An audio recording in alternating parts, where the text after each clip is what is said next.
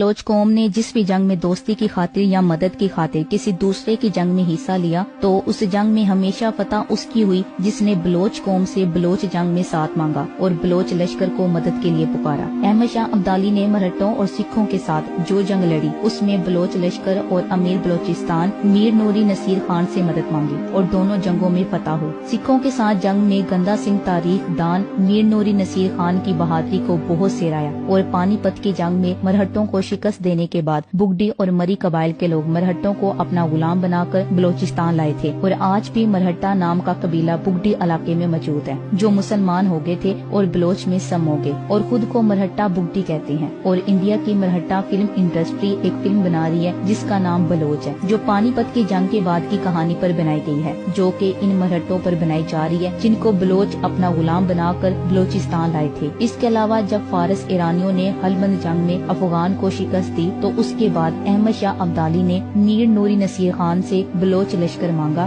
मदद मांगी। तब मीर नूरी नसीर खान ने अफगान लश्कर के साथ हलबंद जंग लड़ने से इनकार किया और कहा इस बार बलोच अकेले जंग लड़ेंगे क्योंकि हम हारे हुए लश्कर के साथ मिलकर मैदान जंग में नहीं उतर सकते। और इस जंग में भी बलोचों ने फारस को शिकस्त दी और अहमद शाह अब्दाली को हलबंद वापस करवाया जिसके बदले अहमद शाह अब्दाली ने खान आप कलात को कोयटा गिफ्ट किया। जब शेर शाह सूरी ने मुगल बादशाह हुमायूं का तख्त छीन लिया दिल्ली पर कब्जा कर लिया तो मुगल बादशाह हुमायूं ने तख्त वापस लेने के लिए मीर चाकर खान रिंद से मदद मांगी और जब शेर शाह सूरी को इस बात का इल्म हुआ तो उसने भी मदद का पैगाम पहुंचाया जिस पर मीर चाकर खान ने शुक्रिया अदा किया और साथ माजरत की और मुगल बादशाह हुमायूं का साथ दिया और शेर शाह सूरी को शिकस्त देकर मुगल बादशाह हुमायूं का तख्त वापस करवाया और इसके बदले में हुमायूं ने चाकर खान को उकाड़ा में जमीन गिफ्ट की। जब मुल्तान के सुल्तान लंगा से जनूबी पंजाब के इलाके नहीं संभाले जा रहे थे तो उसने बलोच सरदार मीर सेहराब खान से मदद मांगी और साथ देने और लंगाहों की हुकूमत को शेर शाह और सिखों के हमलों से बचवाने पर वो इलाके दिए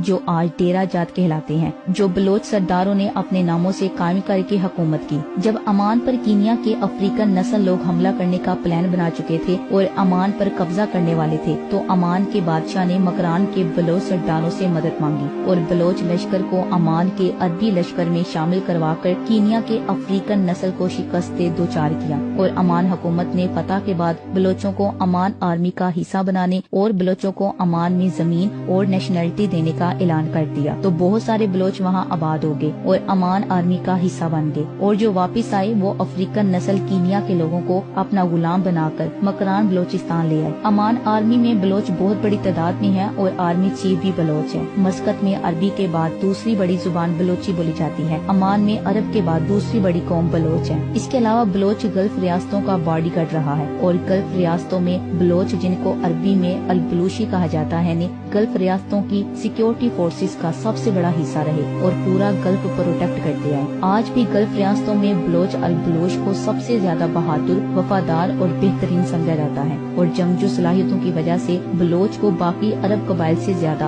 आर्मी पुलिस वगैरह में शामिल किया जाता है। बलोचों ने हर किसी की मदद की, हर दौर में करता आया और बलोचिस्तान रियासत भी अपने नाम से बनाया गया और बलोचिस्तान रियासत का कुल रकबा 6 लाख मुरब्बा किलोमीटर पर बलोच का कब्जा रहा और इतना कुछ बलोच ने बगैर बलोच इत्तेहाद के पाया। बलोचों के आने से पहले इस 6 लाख मुरब्बा किलोमीटर पर रहने वाले तमाम हुक्मरान या तो मर गए या बलोच की इताअत कबूल कर गए और इसके अलावा बलोच ने पूरे सिंध पर अपनी हुकूमत भी कायम की। 100 साल सिंध पर तालपुर बलोच कबीला हुक्मरान रहा। कलोड़ा सल्तनत का खात्मा किया और 6 लाख मुरब्बा किलोमीटर बलोचिस्तान पर बलोच ने 400 साल हुकूमत की। फिर बरतानिया आया और बलोच को तकसीम डिवाइड एंड रूल फार्मूले पर अमल करके बलोच को कमजोर किया और बलोच कौम के 6 लाख मुरब्बा किलोमीटर सल्तनत को बड़ी चालाकी से 3 मुल्कों में तकसीम करके चला गया। बलोच ने ये सब बगैर इत्तेहाद के पाया। अगर बलोच इत्तेहाद होता, जिंदो लाशार जंग न होती तो बलोच सिर्फ 6 लाख मुरब्बा किलोमीटर पर हुक्मरानी ही न करता बल्कि पूरी दुनिया पर कर सकता था। 18वीं सदी में अहमद शाह अब्दाली के दौर में अफगानिस्तान पश्तून इत्तेहाद पहली दफा कायम हुआ तो अफगानिस्तान से ईरानी फारस बादशाहत का खात्मा हुआ और पश्तून आज तक इत्तेहाद में चला आ रहा है। इसकी वजह से अफगानिस्तान पर 200 से 300 सालों से पश्तून हुक्मरान आ रहे हैं, न कि अफगानिस्तान का ताजिक, अजबक, हजारा या बलोच। इत्तेहाद हो तो जमीन पर कोई दूसरा कब्जा नहीं कर सकता। इत्तेहाद हो तो कोई आपके हकूक नहीं छीन सकता। आज बलोच को, खासकर ईरान और पाकिस्तान के बलोच को सियासी और इखलाकी इत्तेहाद की अशद जरूरत है ताकि पाकिस्तान और ईरान के बलोचों को کو باقی قوموں کی طرح حقوق پوری طرح مل سکے اور بلوچ خوشحال ہو۔ اب جنگ نہیں، ہمیں خوشحالی کی ضرورت ہے۔